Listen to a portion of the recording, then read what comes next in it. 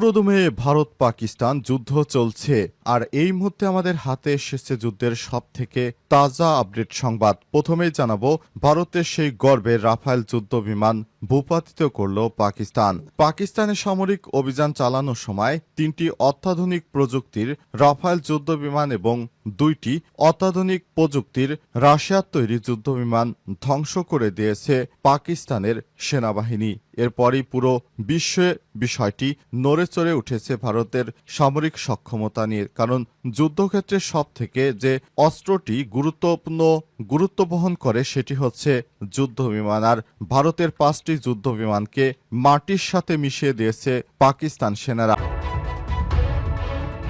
এরপর জানাবো ভারতীয় ড্রোনের বধ্যভূমি এখন পাকিস্তান। হামলা পাল্টা হামলার মধ্যে এবার ইসরায়েলের তৈরি 25টি ভারতীয় ড্রোন ভূপাতিত করা হয়েছে বলে দাবি করছে পাকিস্তান।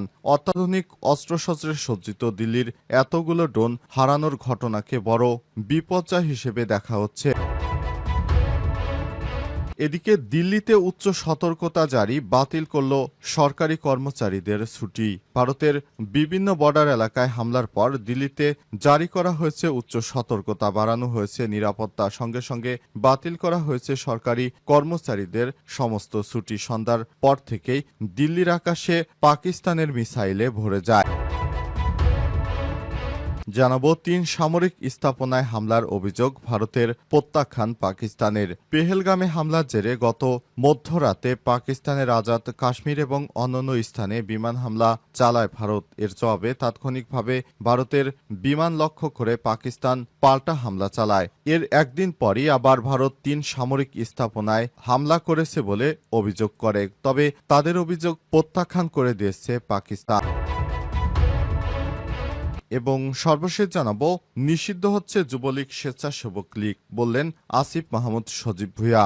অন্তর্বর্তীকালীন সরকারের উপদেষ্টা যুব ক্রীড়া উপদেষ্টা আসিফ মাহমুদ সজীব ভুঁইয়া বলেছেন, বাংলাদেশ থেকে নিষিদ্ধ করা হচ্ছে আওয়ামী লীগ, যুবলীগ এবং স্বেচ্ছাসেবক লীগ। তিনি জানিয়েছেন অচিরেই এই রাজনৈতিক সংগঠনগুলো নিষিদ্ধ করা হবে। প্রিয় দর্শক, এতক্ষণ শুনছিলেন সংবাদ শিরোনাম, এবারে বিস্তারিত।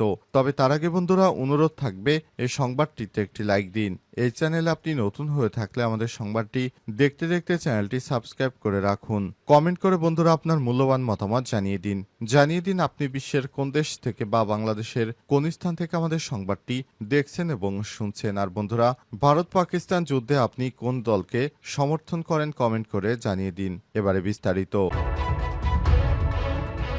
দিল্লিতে উচ্চ সতর্কতা জারি, বাতিল সরকারি কর্মচারীদের ছুটি। ভারতের বিভিন্ন বর্ডার এলাকায় হামলার পর দিল্লিতে জারি করা হয়েছে উচ্চ সতর্কতা, বাড়ানো হয়েছে নিরাপত্তা, সঙ্গে বাতিল করা হয়েছে সরকারি কর্মচারীদের ছুটি। সন্ধ্যার দিকে একাদেশে দিল্লি সরকারের পরিষেবা বিভাগ তার কর্মীদের পরবর্তী নির্দেশ না দেওয়া পর্যন্ত ছুটিতে যেতে নিষেধ করেছে। খবর এনডিটিভির। দিল্লির ঐতিহাসিক যুদ্ধ স্মারক ইন্ডিয়া গেট থেকে পর্যটক, ব্যবসায়ী সকলকে চলে যেতে বলা হয়েছে। পুলিশ ঘোষণা দিয়ে এলাকা ছেড়ে সবাইকে চলে যেতে বলেছে।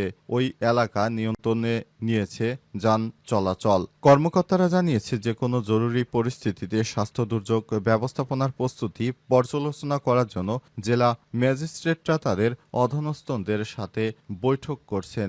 একজন পুলিশ কর্মকর্তা জানিয়েছেন যে কোনো পরিস্থিতিতে পুলিশ সতর্ক থাকবে এবং সক্রিয় থাকবে। বাড়ানো হয়েছে রাতের নজরদারি, ঝুঁকিপূর্ণ এলাকাগুলোতে মোতায়েন করা হয়েছে অতিরিক্ত পুলিশ। উল্লেখ্য, গতকাল রাতে ভারতের বেশ কিছু স্থানে বিস্ফোরণ হয়, এরপর ব্ল্যাক আউট হয়ে যায় পুরো ভারতের বিভিন্ন শহর।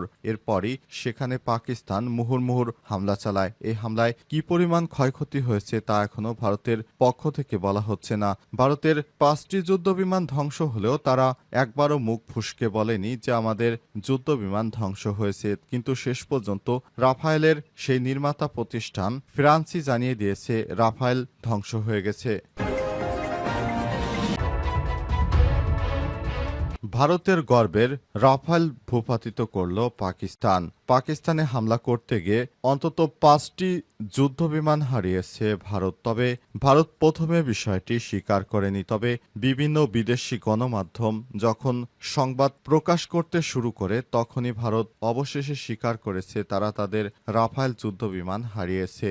তাদের একসময়ের যে গর্ব রাফাল যুদ্ধবিমান, যে ২টি রাফাল যুদ্ধবিমান বাংলাদেশের দিকে উড়িয়ে দিলে নাকি বাংলাদেশ ভয়ে থরথর করে কাঁপবে, এমনটা জানিয়েছিল ভারতের পশ্চিমবঙ্গের এক বিজেপি নেতা। অথচ তাদের সেই গর্বের রাফাল ভূপাতিত করেছে পাকিস্তানের সেনাবাহিনী। ভারতের অন্তত ৩টি রাফাল যুদ্ধবিমান এবং পাকিস্তানের হাতে আরও রাশিয়ার তৈরি অন্তত ২টি যুদ্ধবিমান ভূপাতিত হয়েছে, যা ভারতের ব্যাপক লজ্জার কারণ। পৃথিবীর এত রাষ্ট্রের মধ্যে যুদ্ধ চলছে, তারপরও কখনো রাফাল যুদ্ধবিমান কেউ পৃথিবীর ইতিহাসে ভূপাতিত করতে পারেনি। কিন্তু শুধুমাত্র পাকিস্তানের সেনারা সেই অসম্ভব কাজকে সম্ভব করে দিয়েছে।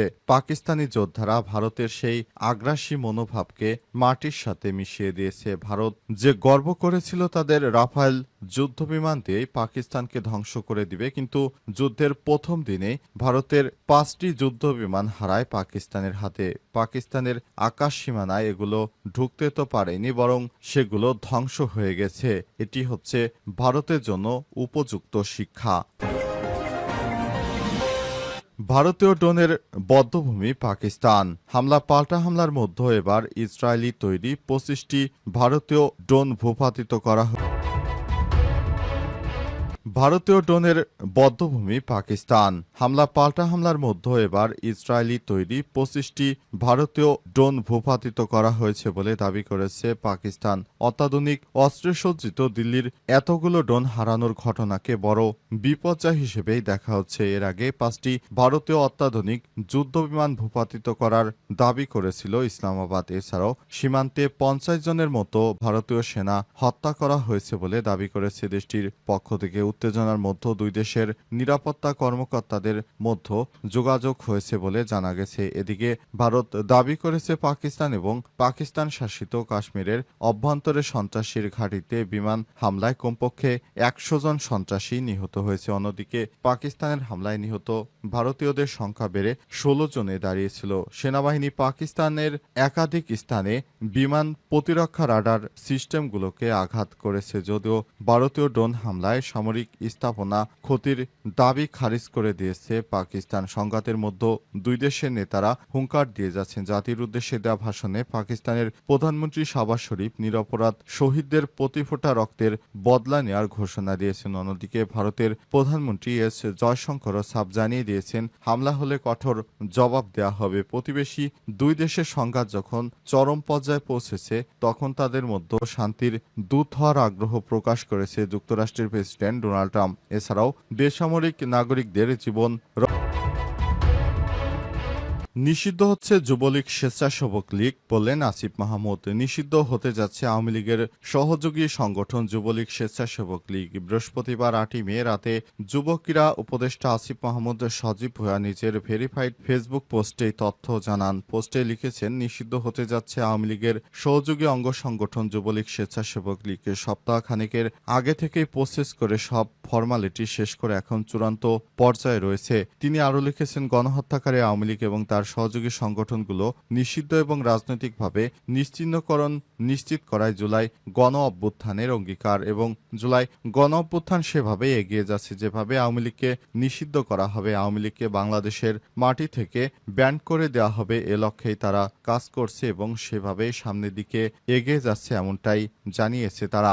নিষিদ্ধ করার পাশাপাশি এসব সংগঠনগুলো পরবর্তীতে যেন বাংলাদেশে আর কোনো ধরনের রাজনৈতিক কর্মকাণ্ড চালাতে না পারে সেজন্য সতর্ক করা হয়েছে এবং আগামীতে কেউ যেন এই ধরনের কর্মকাণ্ড আওয়ামী লীগের একনায়তন্ত্র কেউ প্রতিষ্ঠা করতে না পারে সে ব্যাপারে সচেষ্ট রয়েছে তারা। বিশেষ করে গত রাত থেকেই আওয়ামী লীগ নিষিদ্ধের দাবিতে আন্দোলন করে যাচ্ছে ছাত্র জনতারা। তাদের ব্যানারে বিভিন্ন জায়গা থেকে মিছিল আসছে। পাশাপাশি সেখানে আজ যোগ দিয়েছে বাংলাদেশ জামাত ইসলামের নেতাকর্মীরা। তারাও জানিয়েছে আওয়ামী লীগকে নিষিদ্ধ করতে হবে। এদেশে আওয়ামী লীগের আর ঠাঁই নেই। বর্তমানে আওয়ামী লীগকে কোনোভাবেই আর বাংলাদেশের মাটিতে নতুন করে প্রবেশ করতে দেওয়া হবে না, এমন অঙ্গীকার করছেন তারা।